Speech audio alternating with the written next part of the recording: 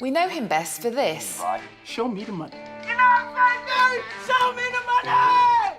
Playing alongside Tom Cruise in Jerry Maguire, he won an Oscar.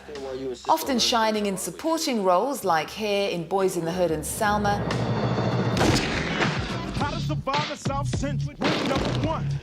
In the series American Crime Story, The People vs. OJ Simpson, he's the star. You want to make this a black thing? Well, I'm not black. I'm OJ. It's an epic drama about the murder investigation and trial of the American footballer accused of killing his ex-wife and her lover. Cuba Gooding Jr. Hello. Hello, my dear. How are you? Very well. How are you doing? Good, good. OJ Simpson was probably the most famous person to ever be on trial for murder in the US. Wow. Yeah. What was it like playing him? An emotional roller coaster, you know. Oh, I mean, if you remember the footage of him, he had a gun in his mouth, and he's riding down the freeway in that slow-speed car chase, suicidal, to, you know, the funeral scene where he bends down and kisses Nicole's corpse, to the evolution of the trial and just being incarcerated through the length of the trial. And then, you know, it's one of those things where you don't step into the role and then step out of it at the end of the day. It's something that you have to inhabit, a mentality that you have to inhabit for, in this case, about 5-6 months. So when you finally complete the role, it kind of lingers in your soul for a while. You're gonna help us win, and Johnny can go screw himself. Know what that is? Miss Clark's tombstone. You're losing control. What I just saw up there is completely avoidable. We need to do it now. Somebody call 911! I want this to end! This right here is the run of your life. And it's not the first time you play a footballer. Yeah. You won an Oscar for your role in Jerry Maguire. That's right, yeah, yeah. Is this the darkest role you've ever played? I mean, how does it compare to things you've been before? Yeah, I think so. I think because there was so much concern about, you know, can a celebrity inhabit another celebrity?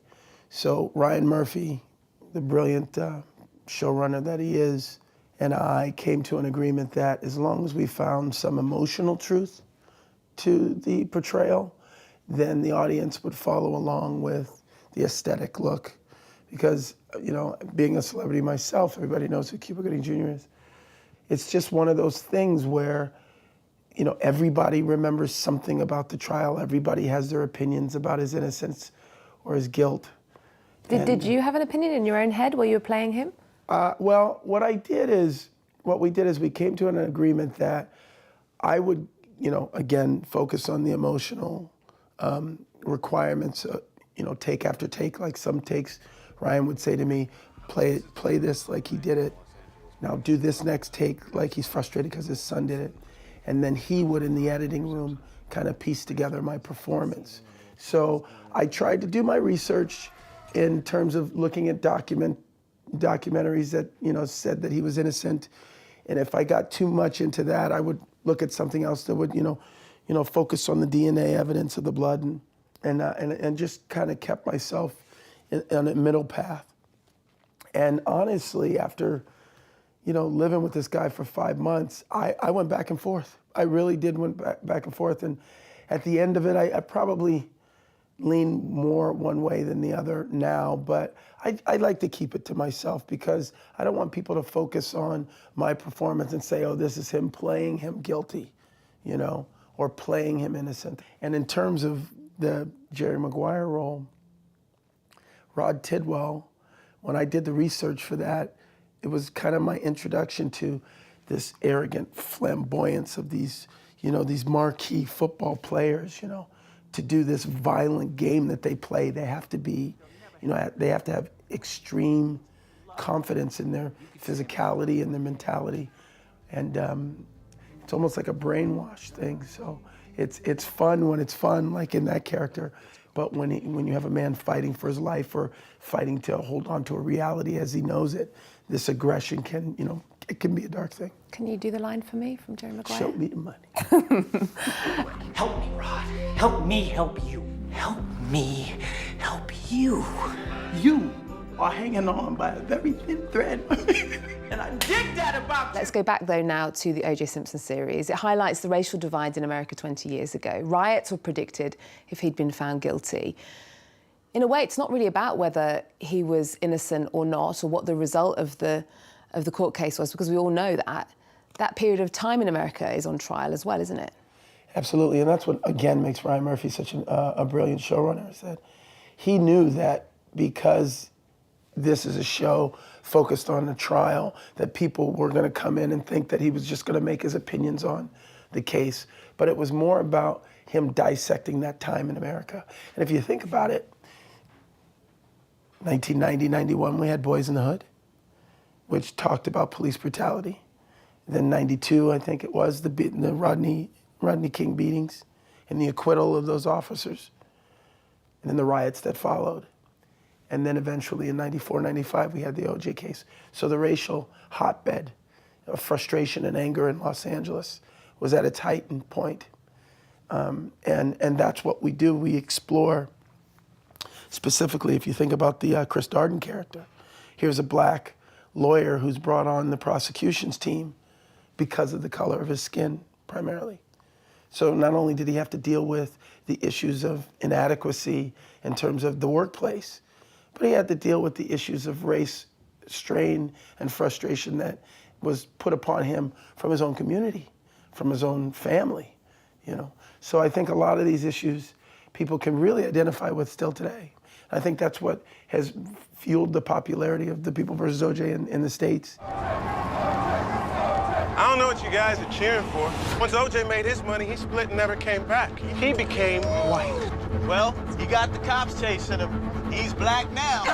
Well, according to a Guardian newspaper study, young black men were 9 times more likely than other Americans to be killed by police officers last year in 2015. Wow.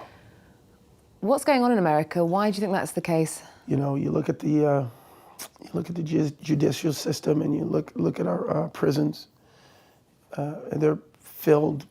The majority of them are black and Hispanic men.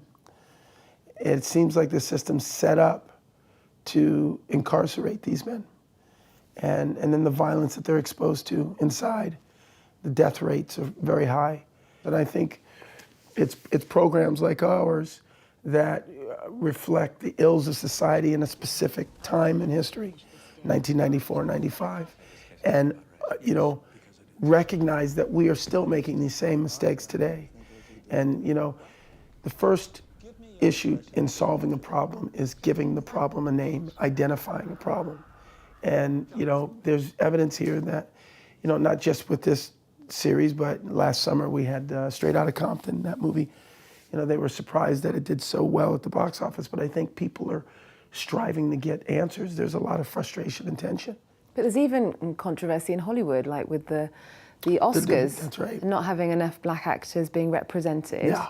I mean, is there a racial divide in Hollywood, in TV, in films? It's what I say is television is getting it right now. You look at our cast, we're a rainbow coalition of actors, you know, but what has happened is you have in the 70s, which they call the golden age of cinema. You had the Francis Ford Coppolas, the Martin Scorseses, etc., Oliver Stones. And these rebellious filmmakers were telling stories that they knew as reality as they knew it, outside of the studio system, 2-3 hour movies. But today, the studio system's not even telling those stories as much. They're doing these big extravaganza event films. So now you have these same brilliant new voices in cinema turning to television and telling their personalized stories, not in 2 or 3 hours, but in 8 hours, 10 hours, 13 hours. So that's why I think right now the renaissance is happening on television, because we're getting directors that are coming, showrunners that are coming and telling their personal stories and able to really dissect the characters and the lives of each character, because they're not constrained to, you know, one sitting. The OJ Simpson trial was also the beginning of the age of celebrity, of reality TV. That's right. With Kim Kardashian's father there to witness it. He was OJ's friend and part of his legal team. That's right. What do you think about the current situation when it comes to celebrity obsession, and how does it affect you? If you look at it, back in the day, housewives sat around their TV and watched soap operas. and that was their escape. You know, they saw infidelity, they saw divorce, and they could kind of indulge in it without having to be personally affected by it, and the acting was what it was. With the birth of reality television, these are the best actors they've ever seen because they're real life people, you know? And so there's a more of a naturalistic connection to these so-called celebrities that are being birthed by television, you know, reality programs. And I think that's why there's such a, you know, there's such an audience for it now, because there's more of a connection there, a naturalistic connection in there. And both of your parents were singers.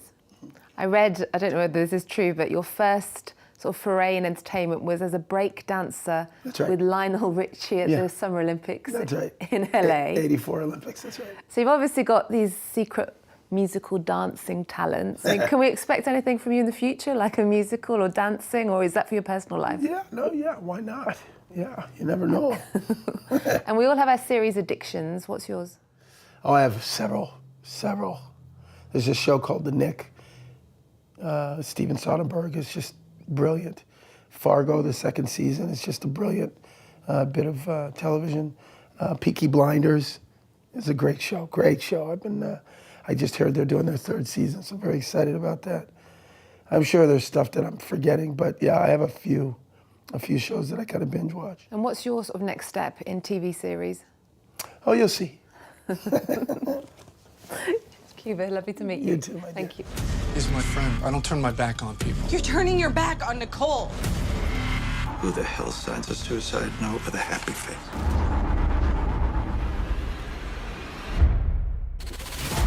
You're losing control. This is a fiasco. You're afraid there are going to be more riots. This has got to stop. I deserve to get hurt. Choose a side. The People versus OJ Simpson.